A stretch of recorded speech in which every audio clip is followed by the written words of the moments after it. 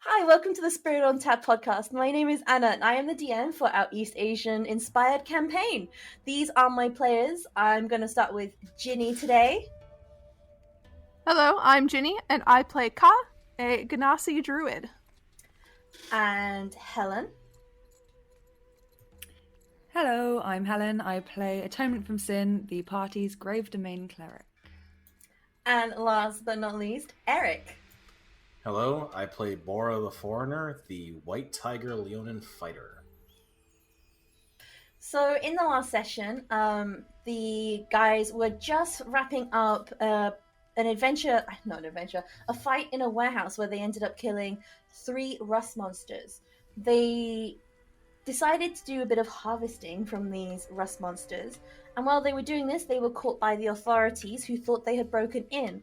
But using Bora's influence with the family that he works for, they were able to get away with not being in trouble with the authorities before deciding to head back into the poor district to report their success to the latest. I guess he's a new gang leader called Master Chul, who Bora is in the process of trying to investigate.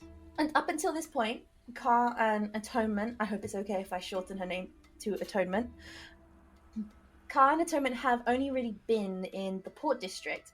And as you guys follow this tabaxi, he takes you over a bridge into the poor district. And Bora, you have been this way before. But to Atonement and Ka, you are hit by... You can kind of... you smelt it a little bit as you approached Malang.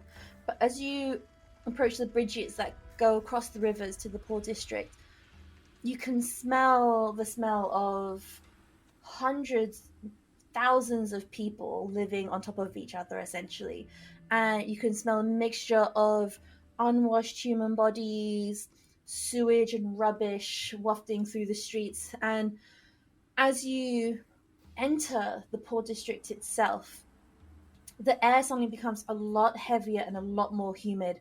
And while you guys are not strangers to quite humid air, this has the added difficulty of having a lingering smell to it, which makes it a little bit difficult to breathe as you go into the area.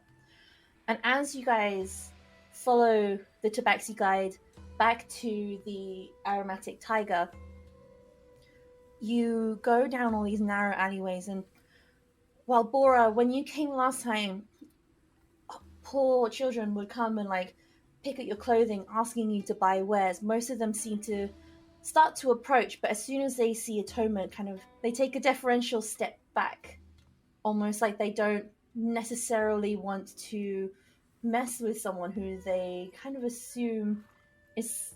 Well, they're not a commoner, obviously, but they have some sort of rank, and the kids here recognize that. I'm sorry. Her absolute power. That is the power she exudes. That's the vibe that I'm going for. That no children want to come near her because she's so scary. And they know that she just has something to do with dying, that they're just like, oh no, scary death lady, and just leave her alone. You see, the adults are frightened by Bora because he's a white tiger, which is representative of death. The kids are just afraid of Atonement because you're the person that they describe in nightmares. I'm literally like the boogie monster. That's amazing. And then there's just Ka, who's just like, hello.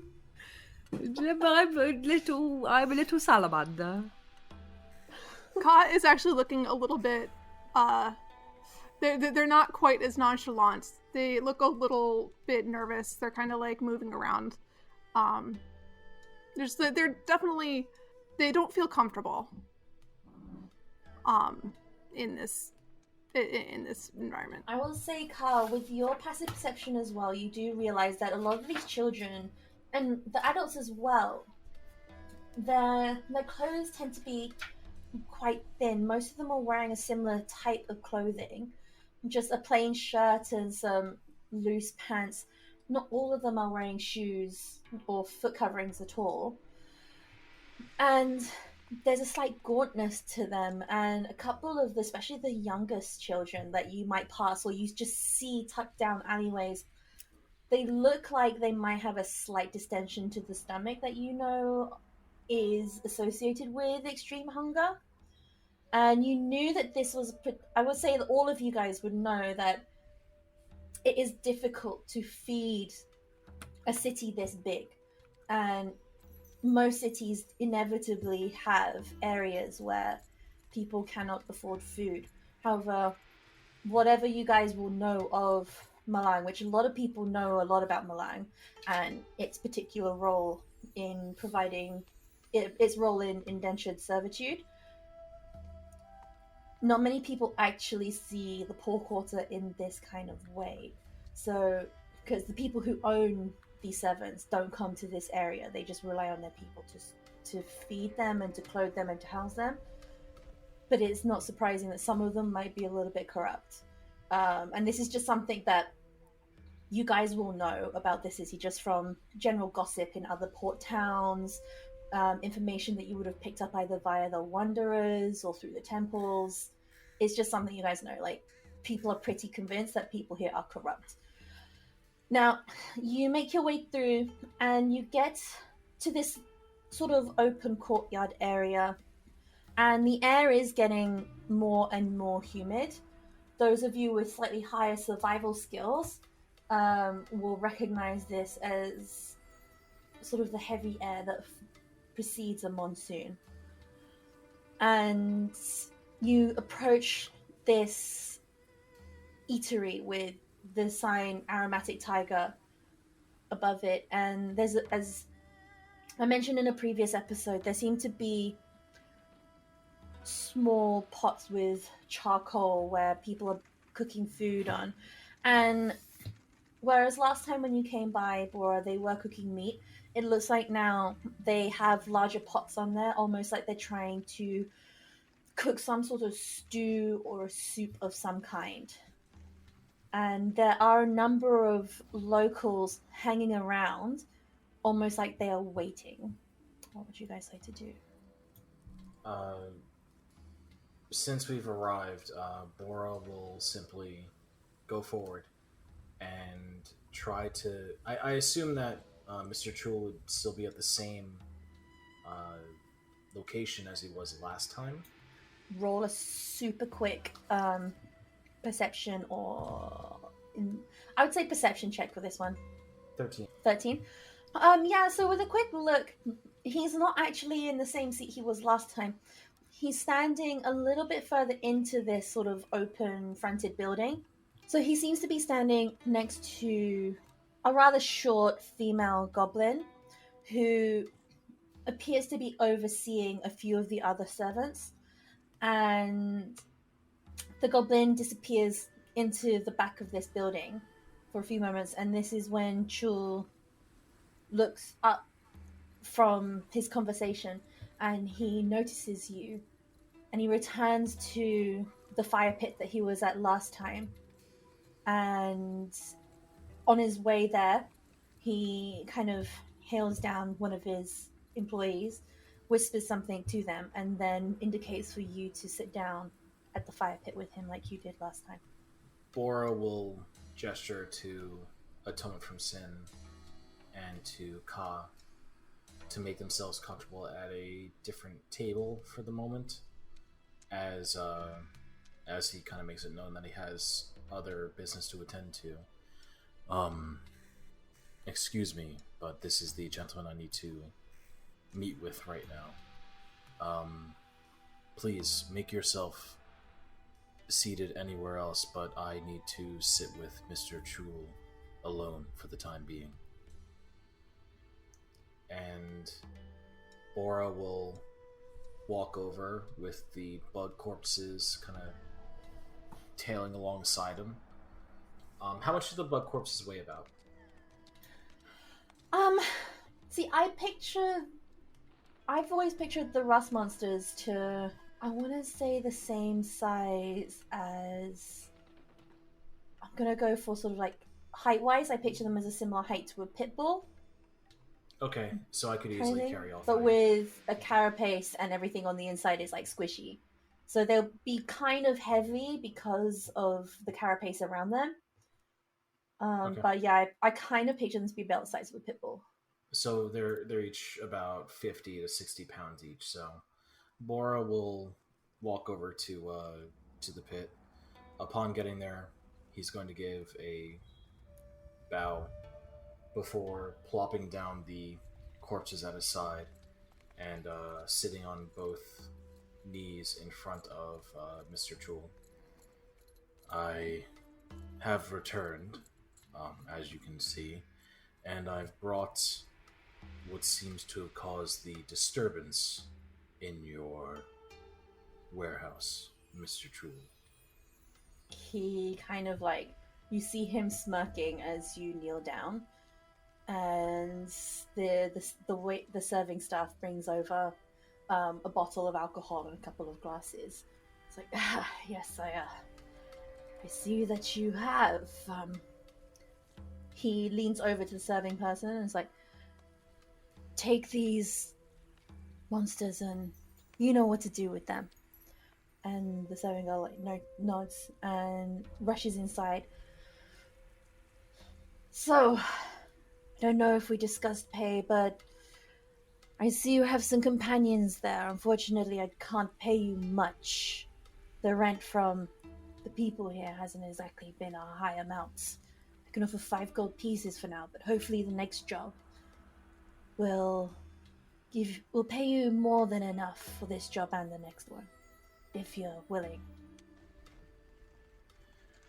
Let us discuss something else aside from gold for the moment. Of course. And I'd like to perform a quick insight check on Mr. Chul when he did that smirk when he saw me drop the corpses, because he Yeah, seems to already know what I brought with me. Sure, roll the insight for me.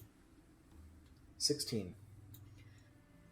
So the smirk seemed to be more amusement that you were bowing to him. Ah, And with a 16, he would have caught a very, very slight, like, this guy is good at usually hiding his surprise, but you saw a very slight, like, raise of the eyebrows in surprise before he smirked.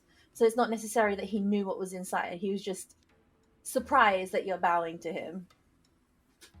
and he would be able to easily see that Bora, clothes are slightly torn, the chain shirt underneath is exposed but mended, and Yeah. he would see, unfortunately, the Dangjang on his face that's been matted into his fur a bit, and the streak of, I guess, an orange red that's on his cloth that I guess at that point would almost resemble blood.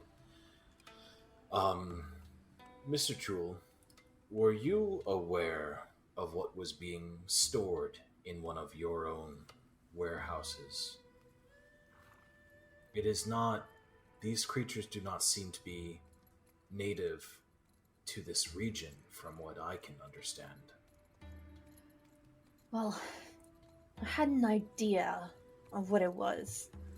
The previous owner, who owed me a considerable debt, which this warehouse was payment for, he had a reputation of importing unusual creatures to satiate the curiosity of the rich. So I knew it would be something interesting. I wasn't fully aware that it would be those. And at this point, you see that a few of the serving staff have come forward and they're taking the corpses away, and they take them to almost like a preparation table along the back of the building. They pull together like a few tables to make it a bit bigger, and then they just start cutting these open and like taking out stuff that could potentially be used as meat before bringing them forward and putting them into the soups and the stews that are being cooked right now. And I would say those of you with higher passive perceptions, you smell that tang of iron and rust as essentially as these creatures are being cut up and their flesh is being put into these soups, you can smell that tang of rust and iron in the air. And anyone who might want to peer at these soups, you can see it starts to go sort of a dark brown color and like bits of meat in there. And the people around you, there's like a slight hum of excitement in the air as well. While they're cutting up and extracting any meat from it, what about the toxin glands? Did they extract those and put them into the stews too, or did they set them aside, or did they just not pay attention to them? I'll allow a medicine or a nature check for this. That is a 10 on medicine. So I'll say that you notice that they seem to be mostly taking out any muscle that is within these creatures. But they seem to be leaving most of the guts and stuff inside. What they appear to be taking out seem to be slightly longer pieces of muscle. Any innards and glands and guts seems to be staying in. They're like scooping and either keeping it in a carapace or scooping it into a bucket. Okay. Mr. Chul, if I may make 2 requests of the people working those. The first is I would like to have a sampling of the meat for myself for my own culinary exploits, but also I would like to preserve their claws, because these creatures have such sharp claws. I feel they may make very good knives that could be of use. Roll persuasion check at advantage, just because you've done a good job for him so far. That is an 11.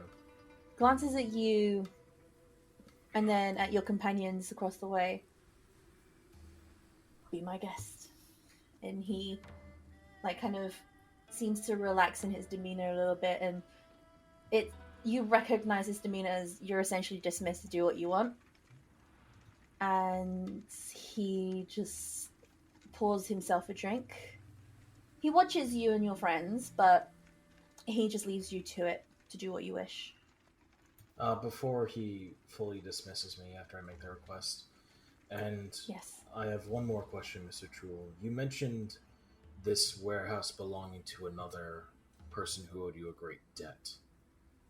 Who are they? And if they are hoarding such creatures, I can only imagine they are hoarding even more of them elsewhere. That may cause you trouble down the future. Roll another persuasion check for this one. That is a 10. Man, I'm just the best. He just looks at you for a few moments, and I'm afraid that's private information that you are not yet privy to. Earn my trust by doing a few more jobs for me, and I may consider telling you. But thank you for the potential warning and concern. As said before, I set out on this request for you. And he holds up a glass. I'm not sure if plum wine would have been poured or if it's the whiskey from before. This is with a quick sniff with your background. It smells very much like the common whiskey that most of the peasants drink here. Then Bora will hold up a quick glass of whiskey. As said before, Mr. Chul, to your long health and success. And he raises it and then downs it. Speak to me again when you're ready for the next job. Your friends are welcome to join you. In the meantime, here's 15 gold pieces. But I've given it to you in bronze because many of the people here, if they see gold, they may riot. I understand. Thank you for your discretion, Mr. Chul. And I may well be back on the morrow. I need to see about tending to my attire first. Thank you. He nods. While they're having this discussion, before we go to you investigating this rust monster, Atonement and Carl, what would you guys like to have been doing while this discussion was taking place? Ka is still incredibly hungry. So the first thing they're going to do is stand up and go stand in line for the soup unless somebody stops them or another way to food presents itself. No one stops you. As you are waiting, you do see they drop these pieces of rust monster flesh into the soup. It turns, as I said, it turns a slight brown color, and you can smell the iron that's within this, like the iron that this monster has consumed, and it seems to be in the muscles, and now it's part of the soup. And does it smell better than it did? Kind of. I would say it kind of reminds you a little bit of things like soups that have got blood in it, or like blood sausages and stuff like that. Kind of like at the back of your mind, you're like, oh, this smells a little bit like blood sausage or something like this. Well, Ka is very hungry. Yeah, unfortunately you will need to wait just a little bit before you can get food, but you are now in the line for food. Atonement, what do you want to do? I guess while she's like manning the table, she's just gonna kind of sit there and just using her like sense of sound and hearing, she's just gonna see and kind of feel if like people are kind of staring at her or if people are kind of talking about her or anything at all, because she's never been to the city, so it's a bit scary. Yeah, roll a perception check. Ooh, okay. Perception. Okay, I'm good at that. Oh, natural 20. Ooh, nice. 24. So with a 24, most of what you're able to pick up, you can almost... It's a little bit distracting because you can feel like this humidity and the smell. You're slowly getting used to it, but you're able to hear the excitement in the voices of the people around you, and it seems to pick up when they get access to the added nutrients from the rust monster. You do pick up a few people whispering about your blindfold or the fact that one of your horns is shorter than the other. But it seems to be mostly curiosity about your appearance, and a few people do kind of, just from whispering, you can hear just under their breath, they know that you're from a temple and they know you're a holy person, but they can't quite place where or who you might be, but they are aware that you are a holy person. But no one seems to be, like, you can't hear anyone approaching you or coming near you at all, really. Again, they seem to be just keeping their distance just in case. Okay, so no one's talking obvious shit, so that's fine. Otherwise... No, it just seems to be more like curiosity, like people like the vibe that you pick up is like people like you and Ka generally, or even Bora, because you're also distinctive, don't come around these kind of areas every day. So you're just someone who's new and different, and your clothes are all intact, and they all just seem to be very in awe and very confused as to why you guys are there. But it's more just curiosity gossiping as opposed to anything malicious. Okay, that's fine. Yeah, she'll just stay sitting at the table, just making sure that Ka has somewhere to come back and eat when they eventually get their food. No, that's fine. As you sit down, you can just feel the extra heat coming from those fire pits on top of the humidity already. And yeah. Gross. So Bora, we'll come back to you then.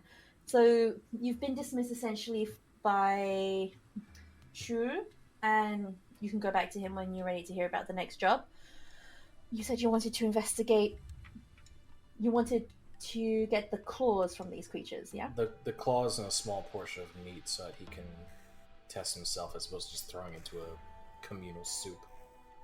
Yeah, that's fine. They're not really doing anything with the claws. If anything, they do break the legs off, but you know how like when you're eating crab and stuff or lobster, you like scoop the inside out, but most of the outside carapace is more or less intact. Mm-hmm. So it's easy enough to get hold of that, and you can pick up some of the meat, but again, you're going to need a container or something to put it in. Is there any sort of I don't know if this is the right term, like a rice paper that I'd be able to wrap in, like almost like a butcher's paper? Just roll a real quick persuasion, just to ask, like just to convince the servers that they should go do this task for you instead of preparing the food. It's a 9.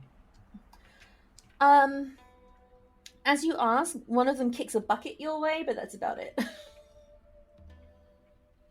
A wonderful way to thank a guest of Mr. Chul for providing you all such a meal to work with. One of them looks at you, and it's a rather raggedy-looking Aarakocra. Just looks at you like, "Hey, we're trying to feed several hundred people here. We thank you for this, but we have a job to be getting on with."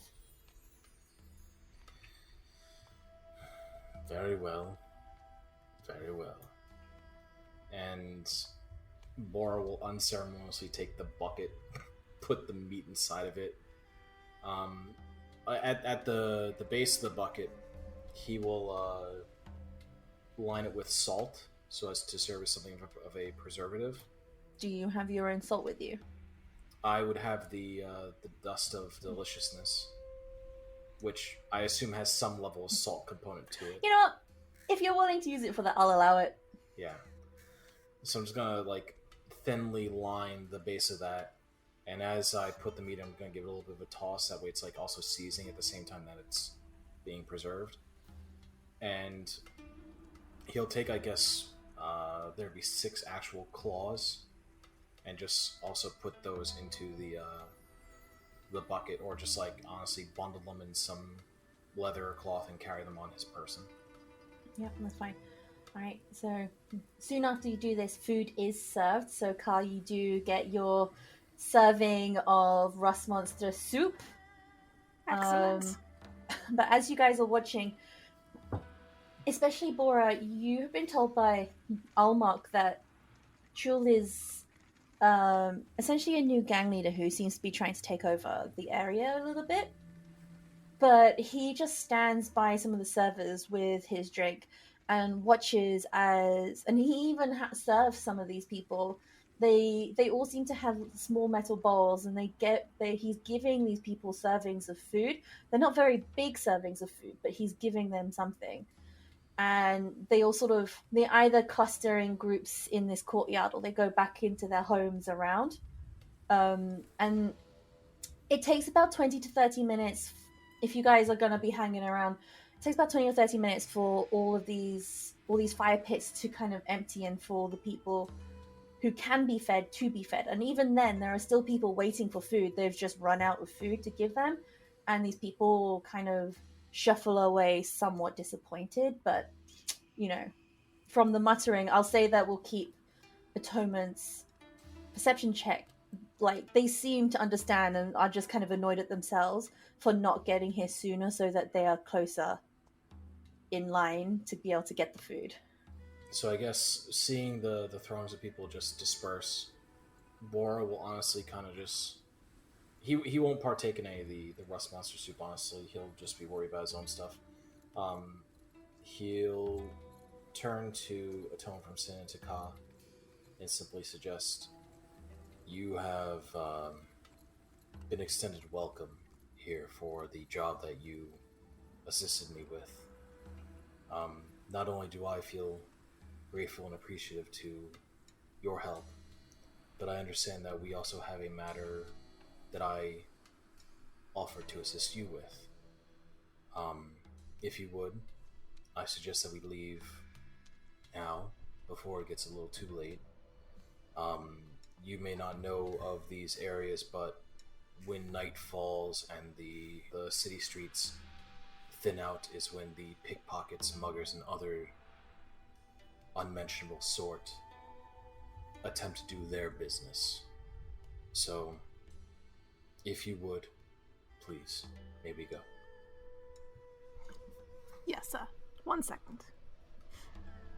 Slurping sounds warning. I love it.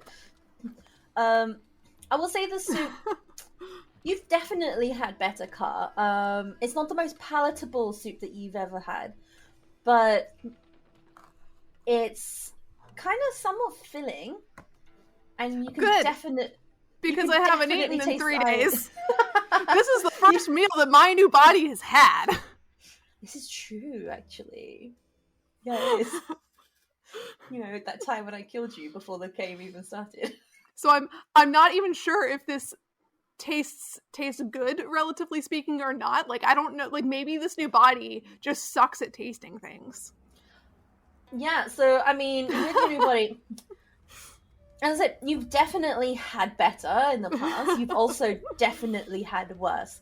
I can definitely taste the iron in this soup, but it's, you know, that feeling when you've been eating like junk food for ages, or you haven't really been eating, then you eat something really healthy, you know it's good for you, and your body is just like, yes, like it's craving nutrients. It's kind of that sort of sensation, like your body is responding to the fact there's so much iron in this thing, and you are satisfied. Hooray! Very nutritious. You guys are also brought over a jug of water and a couple of glasses, and you are offered a slightly more alcoholic beverage if you wish. Bora is going to pass on both. Again, kind of reiterating the gesture to Atone from Sin and to Ka that he wants to leave, but is not going to necessarily force the two others to do so. Ka is ready to leave, but like at your mention, the slurping was specifically a speeding up of the eating. So, however long that would take, because food for the road is I mean, you can probably just like drink it up like it's a little cup essentially. Yeah, Time from Sim would just say, well, you know this city better than we do, and if you reckon that it is safer to leave now, then I say that we leave now. Bora at this is going to get up. Will, I guess, open. Would it be more like a? Is it like a very open area where there's just a open seating area and then just opens up into the city streets, or is there some sort of pretty barrier between much. streets and okay? It just opens straight out into the courtyard. Unceremoniously take his bucket of stuff and walk out onto the street and just, I guess, escort Atone from Sin and Ka. His question: what's the bucket made of? You know what? I'm gonna use one of my luck rolls here. So Bora, roll a real quick luck check to see if it's made of a iron-based metal. Well, that's a nat 20 on luck. All right, yeah. So Oh, it yeah. is. I'm going to say It's weirdly plastic. it's No, it's wood. Plastic in this crazy, It's strange made- world. from wood. Nice. Got Plastics lucky don't there. exist yet. It's made from That's wood the joke, yes. with like a bronze casting around the outside and a bronze handle. Bronze shouldn't rust. That doesn't have iron in it, so yeah. Well, that's why it's bronze. So yeah. What? Oh. Could you imagine if it was made from? Oh, gosh. Ginny, you're muted. Just a solid Oh, no, gold maybe. bucket, just like hanging out in the poor quarter. World's heaviest bucket is made of pure, Could you imagine? solid gold. I'm now Minecraft Steve. Anyway, Okay. Yeah, no, that's a very good point. Thank you. As you guys make your way back, you need to go backtrack a little bit through the port area. And as you do, you can start to feel a couple of drops of rain. As you make your way back, you can see that the rain is coming from the south. You're currently heading northeast. As we are traveling back, I'm going to subtly mention to the other two, by the way, be sure to keep your eyes open and aware to make sure we are not being followed by anyone. and he's just doing that, as it mentioned, to be aware of any agents that Mr. Chul might have that are trying to follow him back to the estate, or of any pickpockets and riffraff, as we'll call them, that may try to follow them as well. In that case, can I have each of you roll a perception check, please? Ka is going to use the cantrip, just shape water repeatedly to make a little like dome above the party as the rain starts to fall. Excellent. Yep. So mine was cocked between a 2 and a natural 20, so I re-rolled it, and I rolled a 9, so that's a 13. Okay. I also have a 13. I have a 12, but my passive perception is 15. It's 15, yeah. My passive is also a 40, which is better than my roll. You guys do notice one person does follow you from the courtyard, but stops around the area of the bridge that links the port district to the port. And then as you continue through the port, it's a little bit quieter here. And again, you do see what could be some people following you. But they seem to, when they recognize that you've noticed them, they do seem to peel away and blend, like kind of make their way back, blend into the shadows, and you can see them turning back. So it would look like that people are following you guys, but as you are noticing them, they are noticing that you're noticing them and just kind of falling back and letting you do your thing. Okay. And Bora will take everyone through, I guess, the port area, back towards I believe they call it the trading house, back of that area, and then I guess over the course of probably an hour, get back to where the estate would be. Yeah, as you go past the trading house, Ka, you notice that some of the guards, like one of them slaps his other friend and points at Bora really excitedly. And you hear, I saw him earlier, it's him! Oh, you've got a fan club. Yeah, that's essentially what I say. I turn to Bora and be like, hey, looks like you got fans. I'd rather not have any, if it's all the same to everyone else. My past is not something I'm necessarily proud of. Are you famous or something?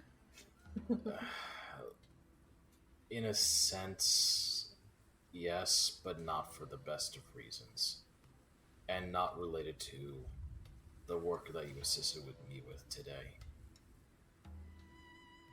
I've killed quite a few people in the fighting pits. Just pause. Helen's fucking face. I wasn't expecting you to just come out and say that. I was like, oh! Bora has this tendency of being incredibly brutally honest, because even if you know, what are you gonna do to him? Yeah, I mean, that's a pretty good way to live. And he openly carries the symbol of which house he works with. So it's not like anyone's gonna stop and go, hey, you're with that house, what are you doing down here? It's like, yeah, so what are you gonna do? Have a good day, sir. I've killed many in the fighting pits, but that was all as a means to survive. And Bora's gonna give one last quick look over the shoulder to make sure they're not being followed. So I'll just roll another quick perception check. That would be an 18. No, you can't see anyone. Okay. I mean, there's a couple. I mean, you notice this guy pointing at you super excitedly, but that's about it. Yeah, but no one actively trying. Yeah, to no one who follow seems us. to be actively following you. Lotus Father Almach gave me a second chance at life I would not have had otherwise. So, while I am not proud of my past, let's just say the future is what it looks is. better. Well, I guess that's one way to say it too. But anyway, we should continue on. I don't want to use up too much energy in this weather, especially with the heavy rains due to come any moment. And I've got Bora this will covered. Continue. As you, can you just because this is funny, roll a quick luck check for me, and please roll low. I rolled a 6. Is that low enough for you? Oh, that's fantastic. I love it. You roll what I ask you to. As you say, rains could come at any moment. Just like it comes down in a sheet. You know when like you can see the rain coming towards you, and then it hits you, and as you say that, it just starts pouring with rain. But don't worry, Car's got this sorted. None of you get wet because they're doing shape water above you to create sort of a bit of an umbrella or a safety area there for you. Bora's gonna let out another sigh. Man, it's much different walking in these heavy rains when someone can literally manipulate water away from you. Thank you, Ka. It's very convenient. Ka's actually going to hold out a hand underneath the water and just kind of like underneath the rain and just like, may I?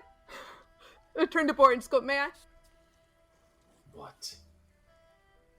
Cause we'll like dip their fingers in the water and just dab at the denjang. At the denjang just a little bit. He's gonna give you the expression that like the angstiest teenager would give when their mother is like trying to get the schmutz off their face. And it's just like he's not going to fight you in doing so. But as you get like the first hand on him, it's just So in the past 2 episodes, both of us have just cleaned up Bora in some way. It's like a messy child. It's constantly cleaning up after him. God, the reputation you've got already with these two, Bora. So, you guys, after this, you're not don't mind able me, to... Bora just going by with his parents, I guess. You know? Oh my gosh. Yeah, so you're able to clean a little bit, but if anything, you seem to be spreading it out a little bit too much because it's getting more and more matted in his fur. So eventually you continue on your way. Do I taste the dangjang at some point, like in my nose and on my tongue because it's now spread? If you want to, I'll allow you to do that. Boris is gonna have this look of disgust for a moment, as it's just like it's nasty and it's like mixed with some fur. It's just...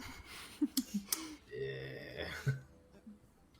So once you guys leave the port area, you find yourselves in a much, much nicer part of town. And as soon as you cross the bridge, you can see that the path and the road, it is paved here, and it seems to wind its way between many, many big and very obviously ancient trees.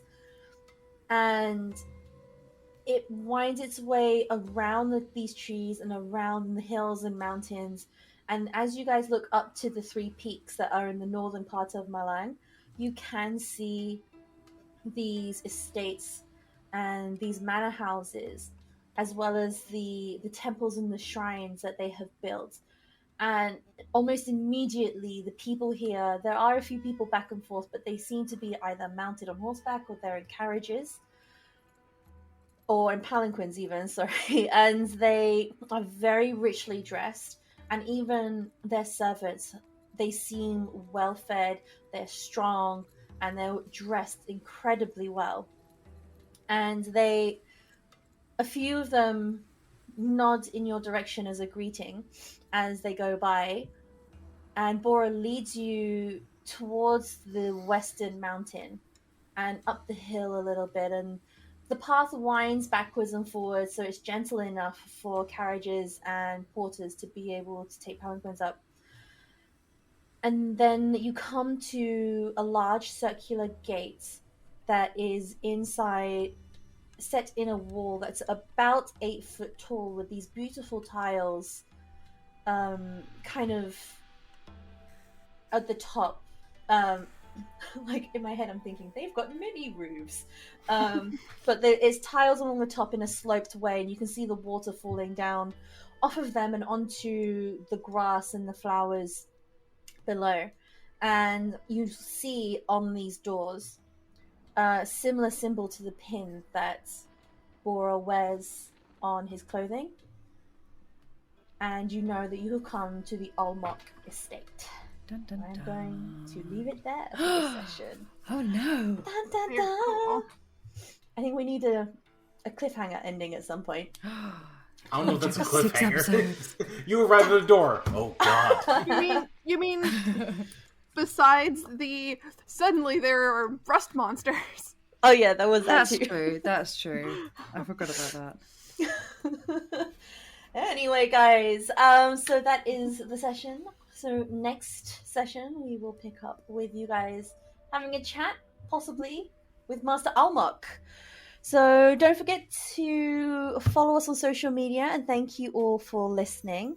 If you want to follow us and keep updated when we release our episodes, you can follow us on most of the social medias, TikTok, Twitter. That's a new one.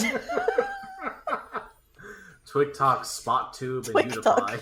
Udapie. I mean, everyone Facebook. else is introducing their version of TikTok, so why not Twitter? Yeah, why not? I mean, they already sort of do that with the fleets, right? I thought that was like the Please. Snapchat thing. It's like the Instagram stories. Oh, I don't Is know. it like I there's haven't used it, Anyway, but that's what I've understood. I miss when Instatalk. social media used to be simple. Don't. Either way, you can follow us on Twitter, TikTok, Instagram, or you can check out our website, Spirit on Tap D&D.com, and I believe we are on iTunes, Spotify. Oh, and we should be on Google Podcasts soon, if we're not already. You can follow me personally at AnnaS100 on Twitter. How about you, Ginny? I'm Ginny, or at Miss Ginny Liz on Twitter and Instagram. And Helen? I am It's Songbird on Twitter and Songbird Cosplay on Instagram. And Eric. And you can follow me at Slippers Cosplay on Twitter. So thank you for listening, and we will catch up with you guys next episode.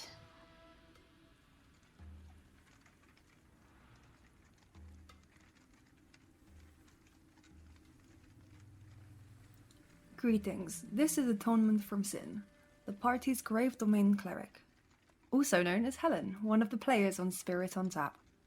Our D&D campaign is inspired by Asian religions, cultures, and regions. Feel free to follow us on Twitter, Instagram, and TikTok at Spirit on Tap D&D. Thanks for listening, and we hope to see you soon.